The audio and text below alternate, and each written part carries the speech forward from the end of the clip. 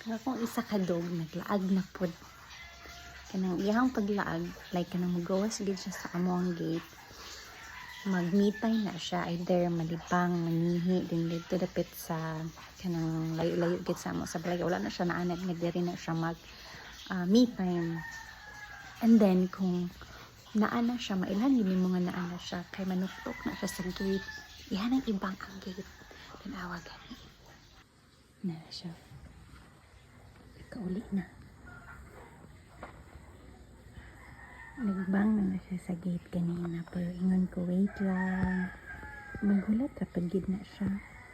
Pero ipaminaw niya, wala pagid kapon siya giablihan. Yan na pa bang pero tanawa na karon.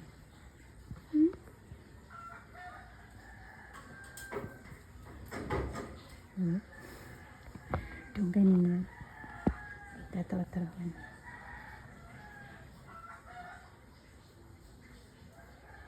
Pero wala pa magkukli ni mama. Ay, ama to si mama. Yes, mommy. Mommy, open the door. Dili ko magpakita niya kay para bang mapod niya. Ato na siyang abrihan kay kasi magbalik og lakaw.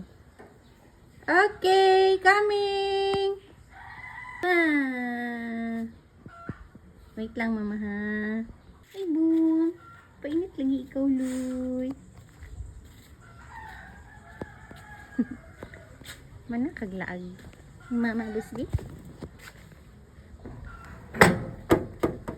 Come in.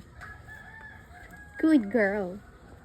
Sama na siya. After niya me time, sleep time na po.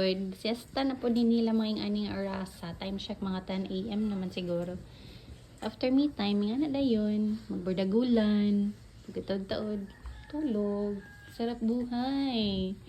Patulog-tulog lang. So, maura to iyang paglaag-laag. Mga, siguro naglast lang og mga 10 minutes. Nang mag-sniff sila around the corner, then malibang or mangihi nga, then mag-say hi, hello sa ilang mga old friends nga na dito sa kalsada. Then after yun, mo balik ra gid na sila sa manang kampantira ko nga makagawa sila kay muuli ra magid na sila. Actually, duha na kadog na ko ang gawas. Kato karon bag-o lang ni uli mo to si Bustik. She's one of our adopted nga dog.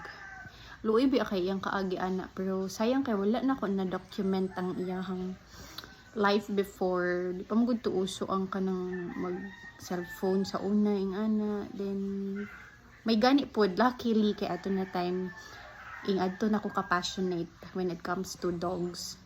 Dili na pre before nga yes ganan kog dog, pero dili jud ding ana ka intimate ang akong pag-care bitaw sa ila, dili ko attentive. And ato na time na pagtuunan dyan ako siya ng pansin kay ngana naman ko ka maasikaso sa mga dogs. Nag-isa ato nga dog nga mula agyapon din kabulura mo balik is si Mama Muller. Mato siya kong eldest nga dog. Nag-edad na to siya og 7 years.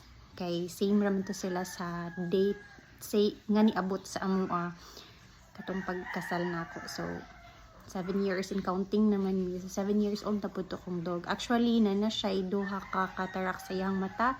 Ang right side is gray na gid kayo siya. Motong una gid nga nihalap sa iya ha.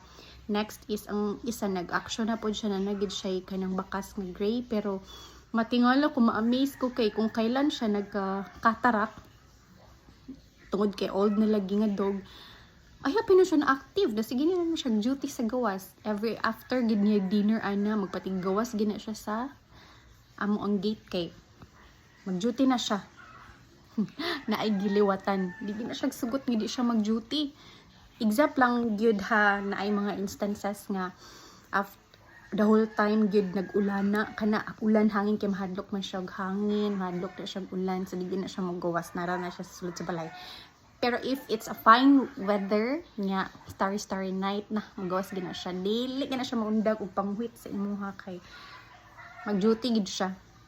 Iyang gina-assure nga ang palibot siguro walay threat. Siya gid na ang first line of defense sa dogs.